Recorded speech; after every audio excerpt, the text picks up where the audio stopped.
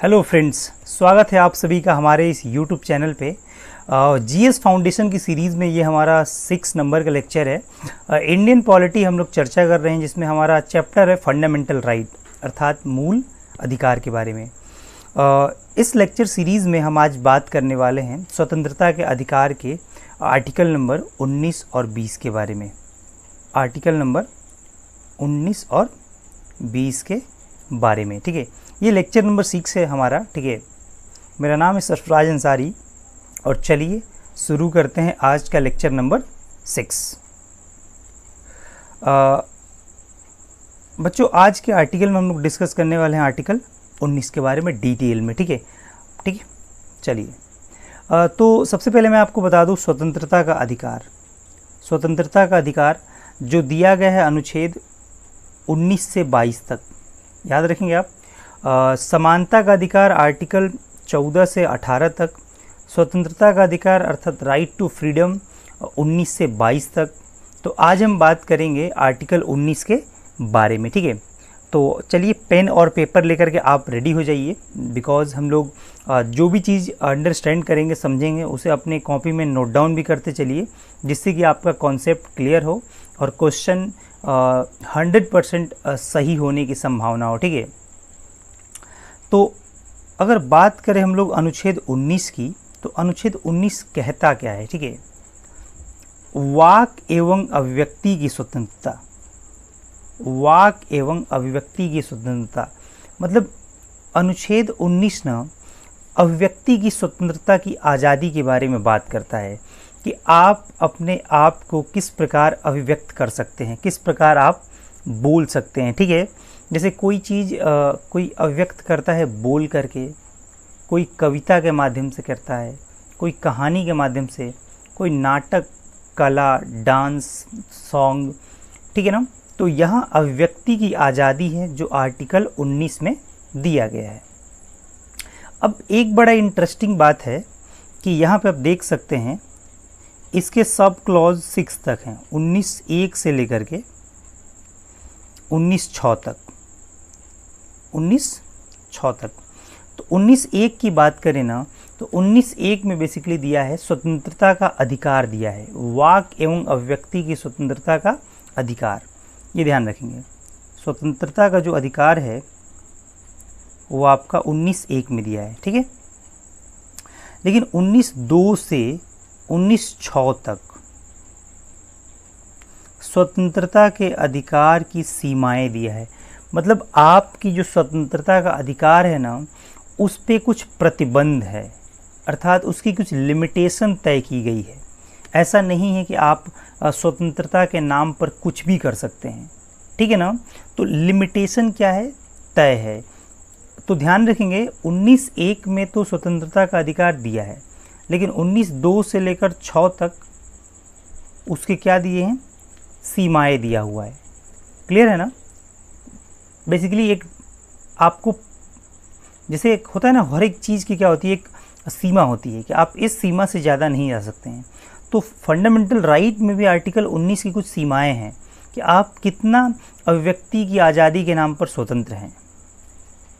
और सीधी सी बात यह है कि ये सीमाएं बहुत ज़रूरी है आर्टिकल में, आर्टिकल 19 के कॉन्टेक्स्ट में, क्योंकि अगर आपको अभिव्यक्ति की आज़ादी है, आपको बोलने की आज़ादी है, तो ऐसा तो नहीं कि आप इस आधार पे कुछ ऐसा बोल जाएं या कुछ ऐसा अभिव्यक्ति कर जाएं जिससे कि दूसरे व्यक्ति के फंडामेंटल राइट का हनन हो। फिर ये तो गलत हो जाएगा, क्योंकि उसे भी तो कुछ अधिकार है। इसीलिए कॉन्स्टिट्यूशन बनाने वालों ने अर्थात संविधान सभा के सदस्यों ने 2 साल 11 महीने 18 दिन ऐसे ही नहीं लगाए, बहुत ज़्यादा रिसर्च करके हर एक प्रोविज़न कॉन्स्टिट्यूशन में लाया गया, ठीक है ना। तो आइए हम बात करते हैं अब 19। एक चीज़ और ध्यान दीजिएगा, 19 जो सब क्लॉज 1 हैं उसके भी कई पार्ट्स है, क, ख, ठीक है, आपका च तक है, 7 हैं सब उसके भी पार्ट्स, बट एक डिलीट हो गया है और अभी 6 ही हैं। चलिए बात करते हैं 19(1) क क्या कहता है। 19(1) क कहता है भाषण एवं अभिव्यक्ति की स्वतंत्रता। मतलब आप क्या कर सकते हैं कि कुछ भी बोल सकते हैं, कुछ भी अभिव्यक्त कर सकते हैं इस पे आपको कोई रोक टोक नहीं लगेगा। जैसे आप देख सकते हैं प्रेस की स्वतंत्रता है, वो भाषण और अभिव्यक्ति की स्वतंत्रता के अंतर्गत ही प्रेस की स्वतंत्रता आता है, ठीक है। सूचना का अधिकार, किसी भी सूचना को भारतीय नागरिक को जानने का अधिकार है। गवर्नमेंट का कोई डाटा आता है तो वो चीज़ आपको जानने का अधिकार है कि हाँ इससे रिलेटेड क्या सूचना है, क्या स्ट्रक्चर है, ठीक है ना। फ्रीडम ऑफ स्पीच, स्वतंत्र रूप से बोलने का अधिकार है। एक अच्छा लोकतंत्र वही माना जाता है जहाँ पे बोलने की आज़ादी हो, हर एक व्यक्ति को अपनी बात रखने की आज़ादी हो, वो एक सबसे बेस्ट डेमोक्रेसी होता है, ठीक है। जैसे अगर हम बात करें नॉर्थ कोरिया की, तो नॉर्थ कोरिया के बारे में आपने सुना होगा कि वहाँ पे जो किम जोन का शासन है, वो वहाँ पे इतनी अभिव्यक्ति की आज़ादी नहीं है, आप कोई चीज़ उसके विरुद्ध नहीं कर सकते हैं, ठीक है ना। सो ये 19(1) क है, आप इसको ध्यान रखेंगे।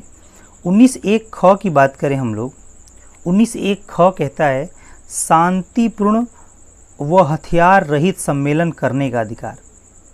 मतलब आप कोई भी सम्मेलन कर सकते हैं, कोई भी संगठन बना सकते हैं, कोई भी समूह बना सकते हैं, लेकिन वो शांतिपूर्ण होना चाहिए और हथियार रहित होना चाहिए। अर्थात हथियार उसमें लेकर के आप कोई मीटिंग या सम्मेलन नहीं कर सकते हैं। मतलब आपको सम्मेलन करने का तो अधिकार है, बट ऐसा नहीं है कि आप सम्मेलन के लिए कोई हथियार लेकर चलने लगे, कोई औजार लेकर चलने लगे, जिससे कि दूसरे के अधिकार को हनन पहुँचे, दूसरे के राइट को क्या पहुँचे, दूसरे की भावना को ठेस पहुँचे, ठीक है ना। सो सम्मेलन करने का तो अधिकार है, बट हथियार युक्त नहीं, हथियार रहित, यानी हथियार आपको न लेकर के सम्मेलन करने का अधिकार है। तो ये 19(1) आपका ख था। अगर हम ग की बात करें, 19(1) ग, तो संगठन या सहकारी समिति बनाने का अधिकार है। आप कोई संगठन बना सकते हैं, कोई सहकारी समिति बना सकते हैं, जिससे कि समाज कल्याण हो सके, जिससे कि आप इंडिविजुअल लेवल पे भी कल्याण हो सके। लेकिन हाँ, ये चीज़ ध्यान रखना है कि वो संगठन, वो सहकारी समिति भारत के संविधान के दायरे में काम करना चाहिए। जैसे आपने अभी न्यूज़ सुना होगा, हाल ही में PFI को बैन कर दिया गया। PFI न्यूज़ में अगर आप न्यूज़ देख रहे होंगे तो वो संगठन एक था, एक प्रकार का, ठीक है, बेसिकली मुस्लिम संगठन था, तो उसे बैन कर दिया गया। जब भी गवर्नमेंट को ऐसा लगेगा कोई संगठन फंडामेंटल राइट के नाम पर, अधिकार के नाम पर कुछ दूसरा काम कर रहा है या दूसरे के अधिकारों को हनन पहुंचा रहा है, तो उसे बैन किया जा सकता है, ठीक है।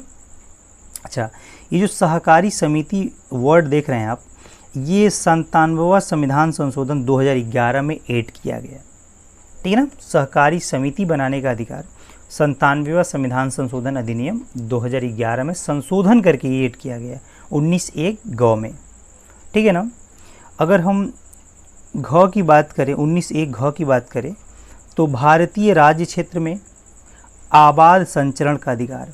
भैया भारत में कहीं भी आपको घूमने का अधिकार है, कोई रोक टोक नहीं, बिंदास आप भारत के किसी राज्य के किसी यूटी में या किसी राज्य में, आप भारत के किसी कोने में आप जा कर के आबाद रूप से घूम सकते हैं, इसमें कोई रोक टोक नहीं है, ठीक है। बट आगे हम लोग निर्बंधन का आधार पढ़ेंगे, आपको आपके इस अधिकार पे रोक भी लगा सकती है गवर्नमेंट, ठीक है। 19(1) अंग की अगर हम बात करें तो किसी भी भाग में निवास करने का अधिकार है।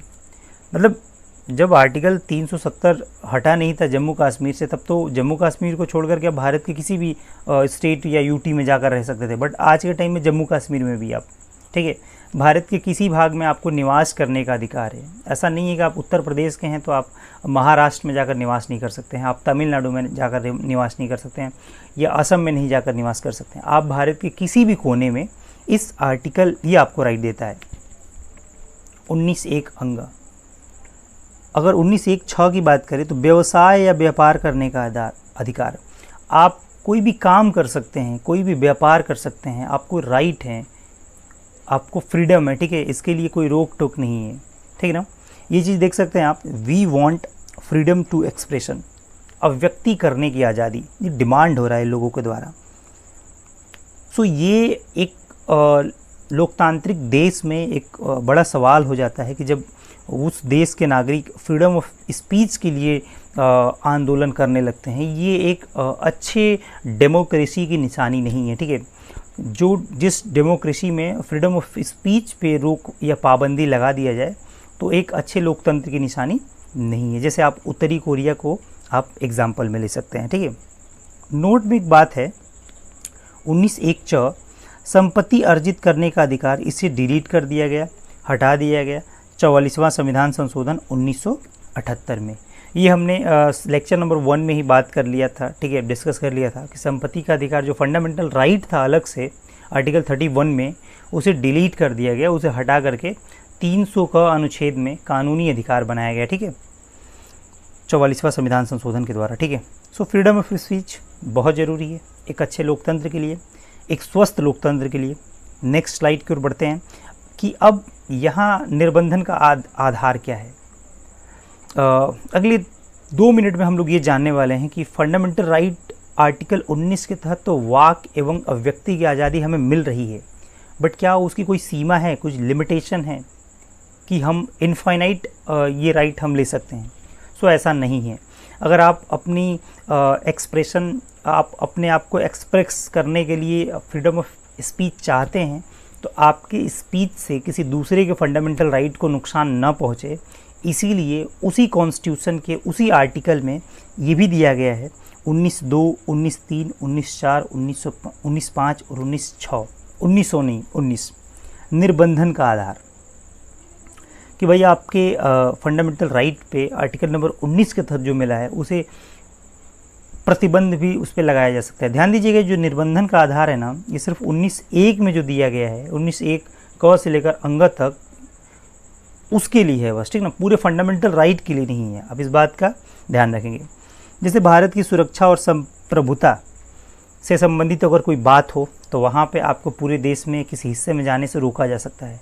आपने नोटिस किया होगा न्यूज़ में कि जब भी कहीं कोई कांड हो जाता है, कोई आप कह सकते हैं बड़ा कांड हो जाता है, तो वहाँ पे जो विपक्षी पार्टियों को रोक लिया जाता है, वो इसी आर्टिकल के तहत, ताकि वहाँ पे जा कर के और मतलब ऐसा ना हो कि लोग और गुस्सा होकर के पूरी जो पब्लिक ऑर्डर है उसको ख़राब ना करे, लोक प्रशासन जो लोक व्यवस्था है वो ख़राब ना हो। ठीक है, न्यायालय की अवमानना, अगर आपके किसी ऐसे स्पीच से हमारे माननीय सुप्रीम कोर्ट की अवमानना हो रही है या हाई कोर्ट की अवमानना हो रही है, सो ये आपके फ्रीडम ऑफ स्पीच पे ब्रेक लगाया जा सकता है, निर्बंध किया जा सकता है। लोक व्यवस्था, आपके किसी स्पीच से, जैसे अभी न्यूज़ आप देखते होंगे तो उसमें आ रहा है हेट स्पीच, अगर आप कुछ ऐसी भाषण दे रहे हैं जिससे लोगों को उकसा रहे हैं तो उसके लिए भी गवर्नमेंट आपके फंडामेंटल राइट पे निर्बंध लगा सकती है, क्योंकि आप हेट स्पीच दे रहे हैं जो लोगों की भावनाओं को आहत पहुंच रहा है और वो ठीक नहीं है। ठीक है, अपराध उद्दीपन, आप ऐसे कोई कार्य तो नहीं कर रहे हैं ना फ्रीडम ऑफ स्पीच के नाम पे जिससे कि अपराध का जन्म हो। साधारण जनता के हित में, अगर लगेगा कि किसी व्यक्ति के आर्टिकल 19 वाले अधिकार से या किसी समूह के आर्टिकल 19 वाले अधिकार से अगर जनता को नुकसान है तो वो भी उस पर भी निर्बंध लगाया जा सकता है। महिलाओं और बच्चों को खतरनाक कार्य में न लगाना, ये भी फ्रीडम ऑफ स्पीच को आपको जो आर्टिकल 19 है उसको रोक सकता है। किसी अनुसूचित जनजाति के हितों के लिए संरक्षण, सो ये सारे निर्बंधन का आधार है। आर्टिकल 19(1) में अधिकार की बात है, आर्टिकल 19(2) से 19(6) तक उस अधिकारों को कंट्रोल करने की बात है, अर्थात निर्बंध करने की बात है, ब्रेक लगाने की बात है कि भाई आप, उसकी भी एक लिमिट है ना, उसकी भी एक बाउंड्री है। सो बच्चों, ये रहा हमारा आर्टिकल 19 स्वतंत्रता के अधिकार का 19 से 22 तक का, उसमें हमारा पहला आर्टिकल था। सो कैसा लगा हमारा ये short lecture series, please comment box में बताएं। जो भी डाउट हो आप कमेंट बॉक्स में ज़रूर पूछें और ये वीडियो लेक्चर अपने फ्रेंड सर्कल में शेयर करें। और अभी तक सब्सक्राइब नहीं किया है तो प्लीज़ पहले सब्सक्राइब करें, बेल आइकन को भी दबाएं, जिससे कि जब भी हम वीडियो अपलोड करें तो आपको उसका नोटिफिकेशन मिल जाए। ज्योग्राफी की भी सीरीज़ हम लोग इसी के साथ कंटिन्यू करेंगे और पूरे आने वाले टाइम में हम लोग जीएस के सभी लेक्चर को फिनिश करने वाले हैं इसी फॉर्मेट में, साथ ही साथ ऑब्जेक्टिव क्वेश्चन भी लेकर आएंगे। ये लेक्चर सीरीज़ आपके सभी एग्ज़ाम के लिए इम्पॉर्टेंट है, सो मिलते हैं बच्चों अगले वीडियो में, तब तक के लिए नमस्कार।